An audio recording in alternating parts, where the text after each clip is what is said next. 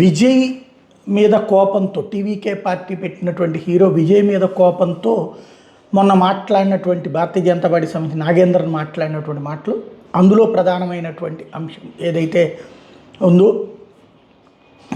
త్రిషతో వ్యక్తిగత సంబంధానికి సంబంధించిన అంశం మీద త్రిష ఇవాళ సీరియస్గా స్పందించడం, ఇలాంటి నీచ రాజకీయాలు నాతో వద్దు అని చెప్పడం, దాని మీద చట్టపరమైన చర్యలు తీసుకుంటానని ప్రకటించిన వేళ నాగేంద్రన్ అర్జెంటుగా స్పందించారు. తను మాట్లాడిన మాటల పట్ల విచారం వ్యక్తం చేశారు. ఆ మాటల్ని వెనక్కి తీసుకుంటున్నానని ప్రకటించారు. ఆ మధ్యన కొండా సురేఖ కనుక నాగార్జున కుటుంబం మీద చేసి వాళ్ళు పరువు నష్టం దావా వేసి చివరికి వాంగ్మూలాలు కూడా ఇచ్చేశాక రేవంత్ రెడ్డి చేత చెప్పించుకుని ఆ పైన ఆ కేసుని విత్డ్రా చేయించుకునేట్టు చేశారు.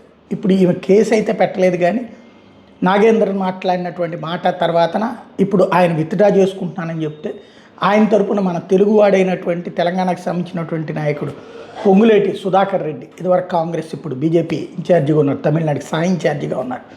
ఆయన ఈ వివాదాన్ని ఇంతటితో ముగిద్దాం, నోరు జారారు నిజం, దానికి ఆయన సారీ చెప్పేశారు కాబట్టి ఇక్కడితో ముగిద్దాం అని చెప్పుకొస్తున్నారు.